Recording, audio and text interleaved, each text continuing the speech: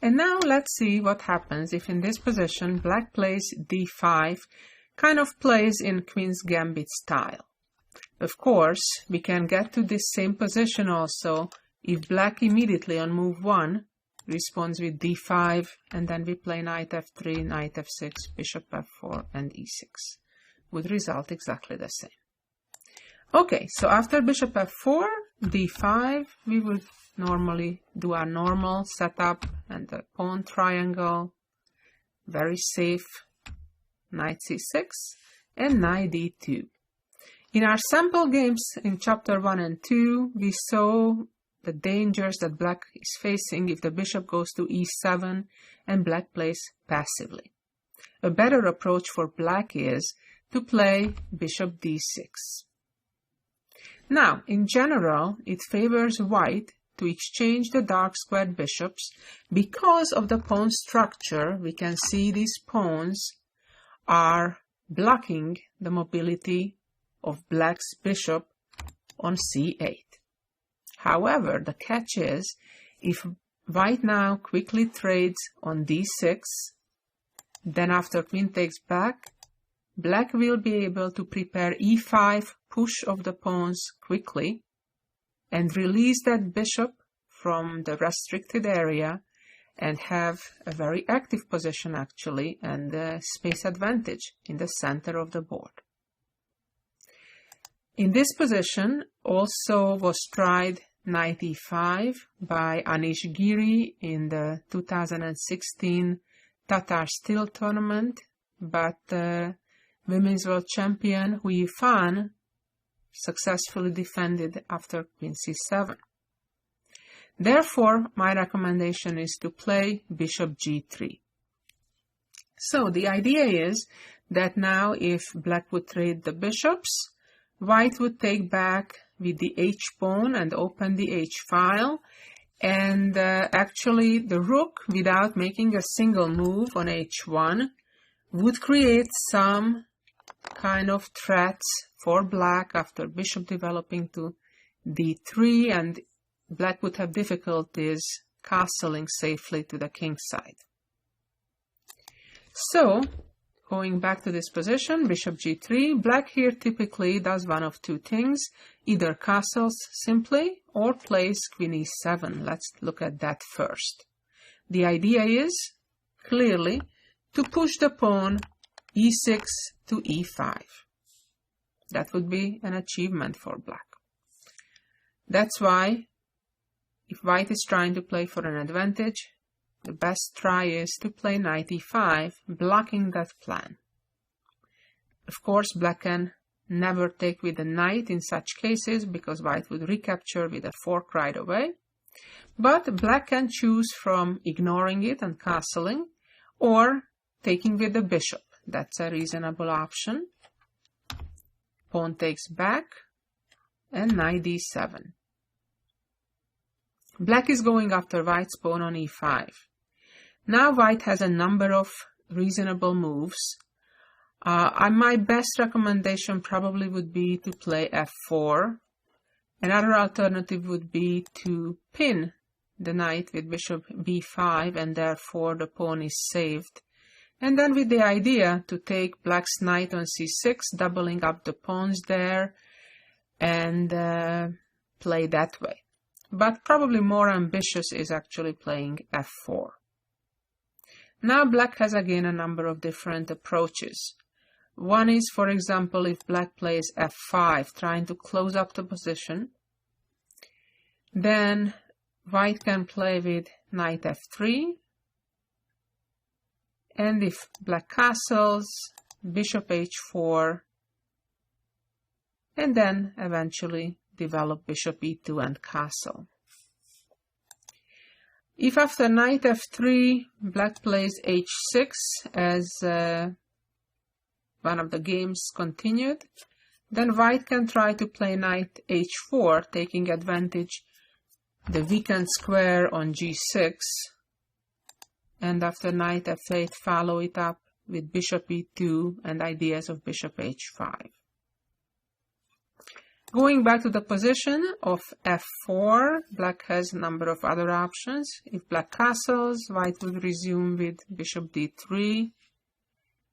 And multiple plans, for example, one is to play e4. And then if pawn takes, knight takes, get the knight to d6. Another plan would be just simply castle for now. Or another plan would be bringing the queen out to attack to h5. Again, going back to the position with f4. If black plays f6, white has a number of options here. Taking on f6 is a pretty good idea, and actually white can immediately follow it up after take, and e4. Very interesting pawn sacrifice, although only temporary. And then if takes, now white can play either bishop h4 or even queen e2 looks interesting, winning the pawn back that way. After f6, white has other options too that look interesting. I like also bishop h4, pinning the pawn, and then continuing with bishop e2 and castle. So it's a pretty flexible position for white. Okay, let's move on. Go back to the position where white just played bishop g3, and let's see how the game develops if black castles now. After black castles, white would simply continue development with bishop d3. Now you can see that if bishop takes, h takes, the h file would very conveniently open, and then white even would have ideas in pushing the g-pawn forward to try to chase the knight away from f6. So in this position, black can play b6. And here, Gatakamsky lately started to play queen e2. There was another game by Karyakin against Adams, also at this year's Tatar Steel tournament, trying the knight e5, but it didn't work out. Black found a very good defensive plan. After the natural f4, knight e7, and somehow white's bishop on g3 find itself in a somewhat unfortunate place. This is how that game continued. And white tried the attack, but the problem is that the black knights get a very nice outpost on e4, and white's attack is not strong enough without the power of the bishop along the d3 h7 diagonal. That game continued with castling queenside, c4.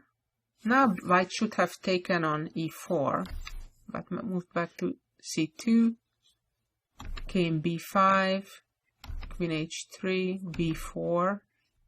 So as you can see, it's a very double-edged position, but not necessarily to white's favor. Knight e4, d4.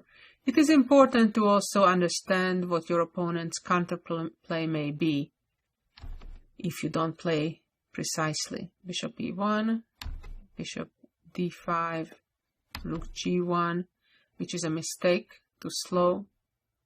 Now black played b3. Black, as you can see, is opening the position on the queen side faster than white does on the king side. And now black could play rook c8, would be more precise, but black won the game even after f5. And these are the final moves of this game. Certainly not an example to follow from white, but it's important to see how things can go wrong if you misplay. So this is what happened in the game between Karyakin and Adams in 2016 at Tatar Steel in the Netherlands. Okay, so this is what not to do. So after b6, I recommend to play queen e2. bishop b7, the most natural response. And now rook d1, which is a kind of a preventive move, especially in situations when the black knight would jump to e4 and we could open, by taking on e4, open the d file and then taking on c5. So it kind of puts the black queen in kind of an unpleasant position, being in the same file with the white rook. So now black has tried different moves. There is queen e7, that's one option. Rook e8 has been tried, trying to prepare e5. And then h6 is yet another move. Of course, it's important to understand that this position, or the London system at large, is not a winning system. In fact, there is no such a thing as a winning opening. You can only get an opening that may surprise your opponent, that you may be more knowledgeable about than your opponent. That's all you can want from an opening, to get a position that you're familiar with, that you know the tricks of, you know the ideas, the plans, what pieces to exchange or keep on the board, and what traps to avoid. And that's what we're trying to do is exactly in this volume 1. So after rook d1, let's look at queen e7 first. What happens if black plays queen e7? Clearly, black's idea now is to play e5. So now in this position, white has two options. Either to trade the bishops right away and then play e4, that's one option, and then take. Or, after queen e7, white can play e4 right away, as Sergeyev did against Van den Dol. That game continued with black trading, trade, bishop trade. White has a little bit of pressure. Rook a to d8, d takes c5. You can see that white has a pawn majority on the queen side. You can see the 3 pawns here versus black having only 2 on that side of the board. So long term for an endgame that can give white an edge. So white castles, h6, and in this point I recommend, instead of b4, what white played, retreating the bishop with the sneaky idea of then following up with queen e4 and trying to checkmate. Well, obviously black will not fall for that, but will be forced to weaken the king's side by maybe g6 or f5. Okay, let's go back again.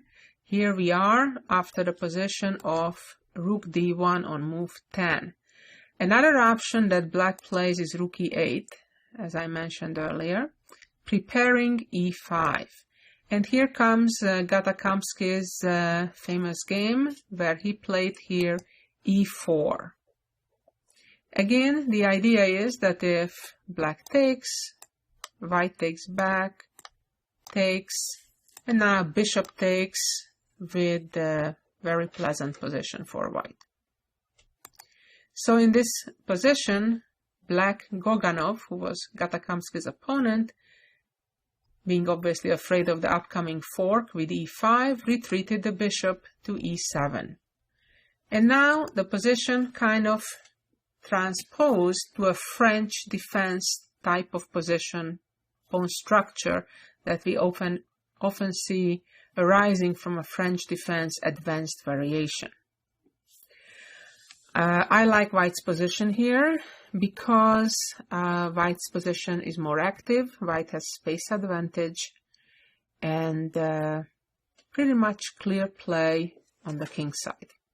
So black played here knight h5, and white played a3. The idea of a3 is to control the b4 square, so after a potential exchange of pawns on d4, prevents the black knight from moving to b4. And black responded with c4.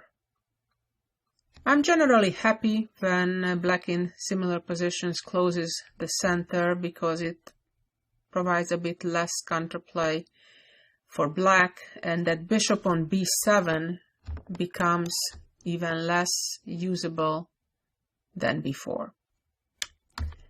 Bishop retreated to b1, and black played g6. Make sure the black knight will have a retreat if attacked.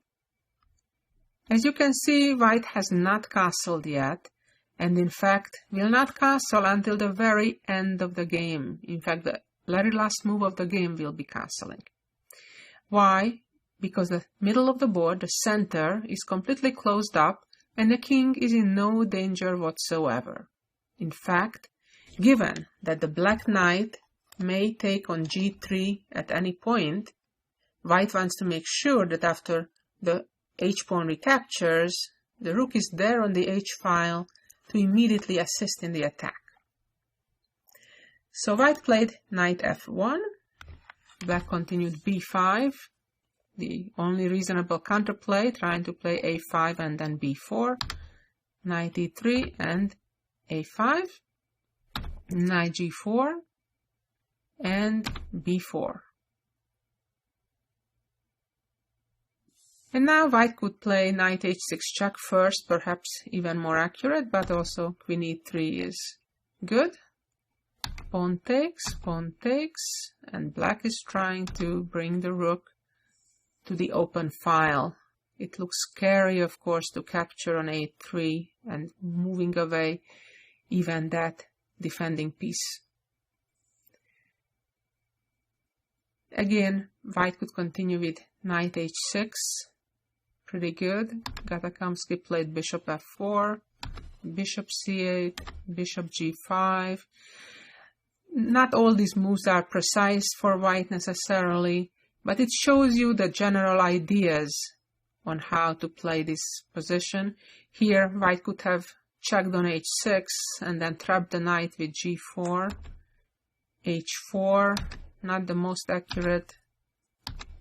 I just want to give you a feel how the attack can develop. Now, of course, white is threatening to check knight f6 and then checkmate. As you can see, the attack is completely devastating. Lucky for black, still had this move because of the pin along the e file, but now white unpins, so the knight is under attack. And knight d5, if knight takes, white just checkmates in two moves, of course, after queen h7 and checkmate. And just for curiosity's sake, that's why one of the reasons why I showed the entire game, white castled. That was the very last move of the game, and black resigned, as the position is completely hopeless.